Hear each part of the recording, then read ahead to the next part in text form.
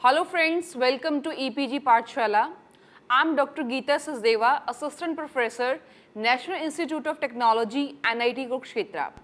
The module which I am going to cover, that is Organizational Effectiveness Part 2. Basically in this module, I will discuss with you about many approaches of organizational effectiveness. Under this, students will be able to understand the concept and meaning of organizational effectiveness. They will come to know about different approaches of organizational effectiveness. I will clarify the meaning of organizational effectiveness. An organization is supposed to be effective if it is capable to attain its objective inside the constraints of restricted resources, as none of the resources given by the organization environment are limitless. Organizational effectiveness is the degree to which an organization attains its objective with given resources and means. It is more inclusive, that is reflected by meager good performance, productivity of members or the financial achievement of the organization. It reflects how efficiently an organization can release its obligation with respect to all of its ingredients in its interior and exterior environment both. For instance, shareholders, employees, customers, suppliers, government agencies and the overall public. The growth, expansion, morale, motivation and satisfaction of the members in the system combined with the good image projection of the organization in the eyes of the general public account for in turn for sustained organizational health, vivacity and growth, which account for organizational effectiveness. Thus, we can say that organizational effectiveness reflects how well the organization is prepared to, number one, to endure in the modern competitive business world by successful coping. Number two, to grow up and widen in future through inventive adaptation strategies. The concept of organizational effectiveness seems to be very easy, but it is very tricky to use this concept in realistic life. It is because of this cause that organization and the people who run them repeatedly have many aims or goals which might be conflict with each other. Even the understanding of organizational objectives will be subject to diverse viewpoint of owner, society, employees, manager and some other groups.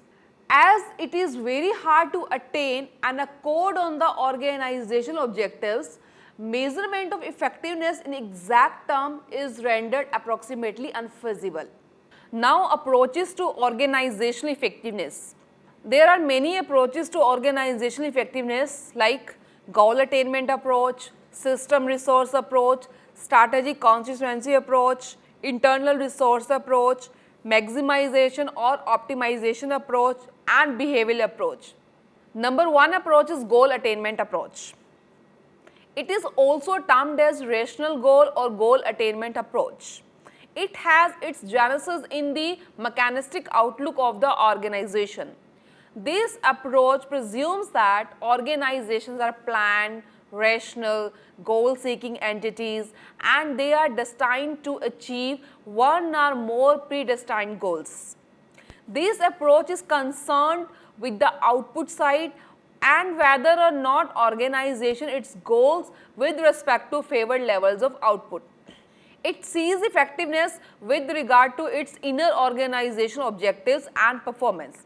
Typical goal attainment factors comprise profit and efficiency maximization. Grounded on the goal model, a psychologist goes on further and affirms that the traditional indexes such as productivity and profit are not sufficient for calculating organizational effectiveness.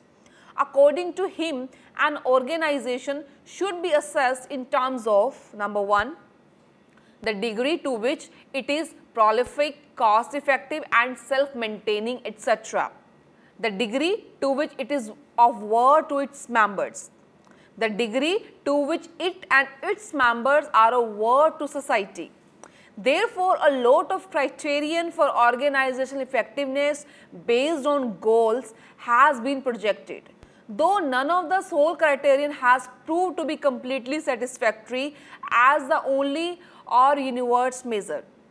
There are some limitations of goal attainment approach as it is the most frequently used approach for calculating effectiveness because it looks like closely the basic survival of the organization, that is goals. Though there are certain problems, both theoretical as well as practical, in implementing goal approach as a criterion for organizational effectiveness. These limitations or problem are like in practice, diverse groups tend to follow their individual goals. The goal approach, which is grounded on the position of agreement on goal amongst organizational members, therefore does not hold well in actuality. Number 2 limitation is majority of the organizations have multiple goals. Sometimes there is even disagreement amongst these goals. If at a single point of time all goals are followed, then there will be confusion in the organization and efforts of the employee will be directionless, as it is not easy to follow all the goals concurrently. The basic question remains which goal should be given main concern. Next limitation is in an organization there are many subunits and even larger number of persons. It might be very hard to measure and judge the performance of all the subunits and the individuals. If the performance cannot be measured, the measurement of the effectiveness will create a lot of complexities. It is very hard to implement goal attainment approach in service organizations like clubs, schools, hospitals, etc. because their goals are intangible. Goal approach can be discarded as a tool of organizational effectiveness because of two grounds. Number one, as goals as ideal state do not provide the feasibility of realistic assessment. Number two, goal as cultural entities happen external to the organization as a social system and cannot randomly be attributed as property of the organization itself. So, all the above mentioned downsides do not recommend that goal attainment approach should be used entirely. For some analytical drives, it is worthwhile to abstract some goal as an organizational property. From the organizational management aspect, the goal concept is usually taken as the elementary criterion for calculating organization effectiveness. Second approach for organization effectiveness is system resource approach. This approach is grounded upon the open system model as applied to social organization. An organization is considered to be a social system which is further a part of the environmental system. This model focuses on the interdependence or relations between the organization and its environment. An organization receives inputs from the environment and changing them into outputs and returns the output to the environment. An organization would be effective as long as it uses its resources in an efficient manner and endeavors to contribute to the environment. As per this approach, effectiveness cannot be attained simply by selecting the right people and training them for jobs, by keeping them pleased or by dropping their intergroup conflicts. Rather, the system resource approach leads us to diverse techniques of thinking which recommends the analysis of relations between the organization and its environment. Organizations interrelate with the external environment on continuous basis. The system approach advocates that rather than seeing the organization effectiveness as simply the extent to which it achieved the goals, it can be regarded in terms of optimizing and maintaining elements of the input process output performance cycle, as well as the extent to which an organization fine-tunes to response from the environment. Feedback is significant in assisting the organization learn from experiences with the environment so it can progress means for adjusting to the environmental demands. As per this approach, there are many criteria which govern the effectiveness of system. WA Banis contain the subsequent points in this regard. The first criteria is the adaptableness of the organization to the system. How capable is the organization in resolving its problems and responding with the flexibility to the changes is a very imperative contemplation in defining the organization's effectiveness. The next criteria is that whether the employees of the organization have a sense of identity. The employee can recognize with the organization if they have knowledge or insight about the aims of the organization. It is also very vital to identify how the outsiders notice them. The organizational effectiveness would also depend upon the capability of the organization to test authenticity.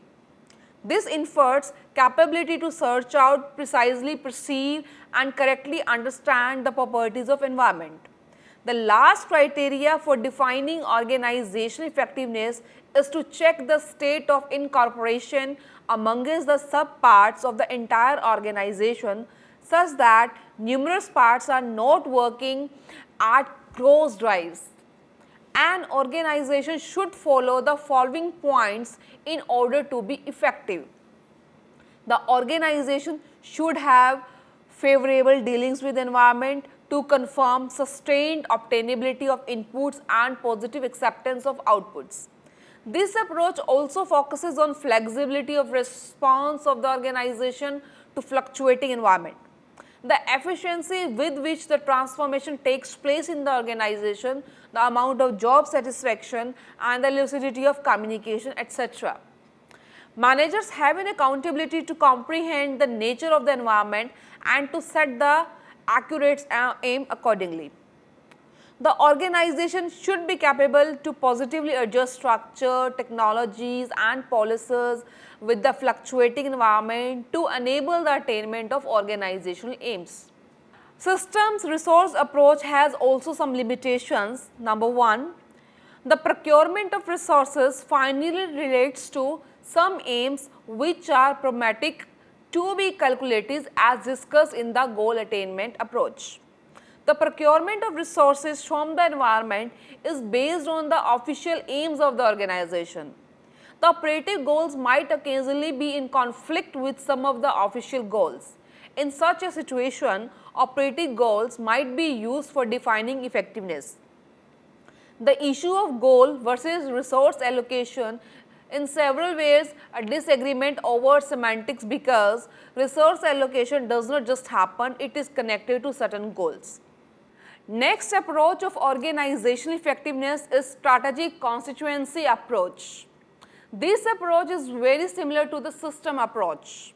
And system approach, all the constituents of the external environment performing autonomously have to be prudently regulated to confirm effectiveness. And in the strategic constituency approach, it is the control of the critical constituencies that would automatically bring about effectiveness in the organization. The significant constituencies which influence the organizational effectiveness are owners, managers, suppliers, employees, customers and government. This approach assimilates both the goal approach and system approach to effectiveness. In the strategic, the multiple constituents approach, the aim of all the pertinent constituencies are stated and compared with real accomplishment, just like in the case of goal approach. Just as the system approach, the aim of constituencies that provide the essential organization resources are dealt with in this approach also.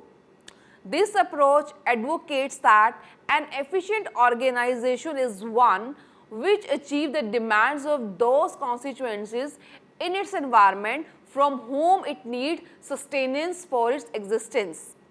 It measures the effectiveness to gratify manifold strategic constituencies, both internal and external to the organization. This approach is perfect for organization which trust highly on response to demands. The strategic constituency approach takes into contemplation that organizations achieve numerous goals. Each kind of organizational constituencies is supposed to have different interests vis-a-vis the corporation and would thus use diverse assessment criteria. But this approach also has some limitations. These limitations are the strategic constituency approach also suffers from some limitations. A few of the problems encountered by these approach are: the most significant problem is searching out the critical constituencies. The next difficulty is to find out the constituencies which are practical critical. To give ranking to the critical constituencies is the succeeding problem. It can be very tough to allocate weights to each critical constituencies. The next problem is to search out the anticipations of the competing group as well as the collective expectations of these groups. The mismatch amongst competing expectations might generate further problems. With the environmental fluctuations, the constituencies also keep on altering. What is the critical nowadays might not be critical tomorrow. In such circumstance, again the need will rise to ascertain new set of critical constituencies. The entire process will begin again. Next approach is internal process approach.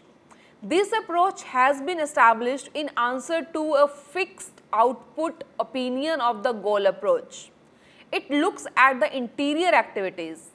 Organizational effectiveness is measured as internal organizational health and effectiveness. As per this approach, effectiveness is the ability to grow better at internal efficiency, commitment, coordination, and staff satisfaction. This approach considers efforts as opposed to the attained effect. Some specialists have disagreed the internal process approach like the system resource approach. It cannot lead to legitimate consequence of organizational effectiveness itself. Rather, it is recognized as an approach for studying its assumed predictors. Parallel to system resource approach, the internal process approach can probably be applied only where comparable organizational results can scarcely be measured precisely. Next approach is maximization or optimization approach. This approach gives rise to two obviously distinct set of decision making models. One is based on maximization and other is based on optimization. The first is stated as the economic man approach and optimization is stated to as administrative man approach of decision making. Both these approaches help to find out what extent an organization can become more effective. First one is maximization or the economic man approach. The classical theory of human behavior advanced the concept of economic man. They presumed that economic man was the totally rational and tried to maximize return by his efforts. The decision which the economic man takes are grounded on these circumstances. The economic man makes his decision in terms of mean ends relationships. His decisions are totally sensible as he always ascertains obviously the ends which he wants to reach and the sources which are obtainable for his aim. Next is a complete and reliable system of preferences is there which lets the economic man to make a choice amongst options. He has full information and understanding about the choices out of which he has to select. Limitless number of calculations can be done to determine the best options. In business organization, the decision of the economic man would be fixed towards goal attainment, which is usually profit maximization. The state of maximization is not every time probable because of two basic problems in maximization of organizational effectiveness. These problems are: maximization of effectiveness, even if promising, is not in the best interest of the organization, rather it would be damaging from long run point of view. If the organization goes beyond the optimal point, it would jeopardize itself because of the exhaustion of resources producing environment or the deflation of resources or because generation of a strong organized opposition force in the environment which would deteriorate the organization's bargaining position. Therefore, a short-run achievement might end into long-run losses. Optimization or administrative man approach. It is in contrast to economic man approach. In contrast to flawless prudence of economic man, this approach focuses on optimization in decision making, which gratifies the administrative man. That is why he efforts for suitable alternatives only. Herbert A. Simon, who has established the concept to the economic man, has defined the succeeding behavior in decision-making process. In choosing amongst dissimilar alternatives, the administrative man efforts to look for the one which is acceptable or good enough.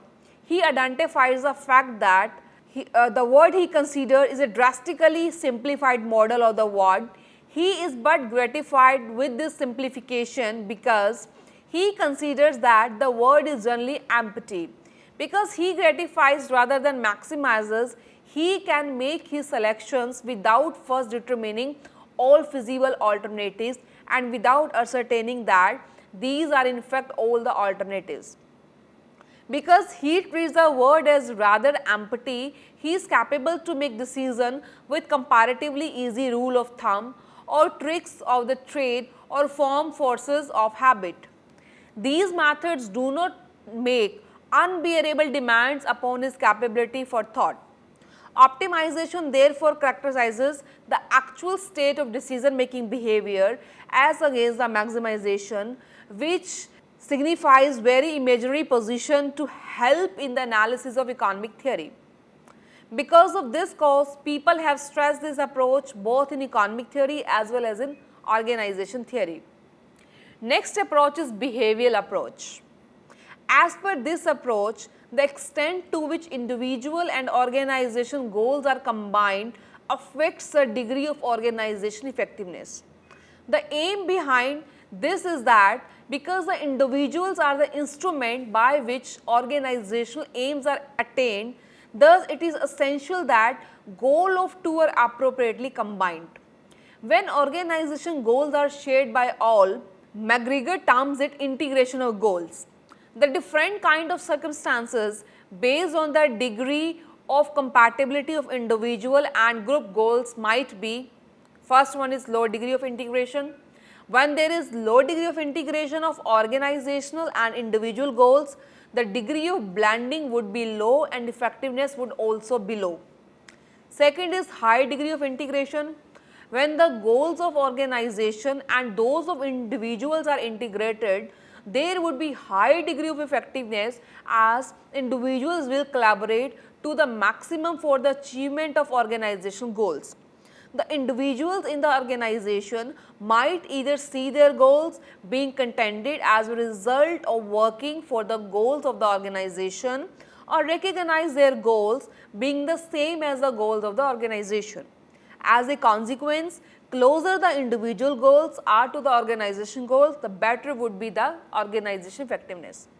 Third one is no integration. Sometimes there is no accord or integration between the individual and the organization goals.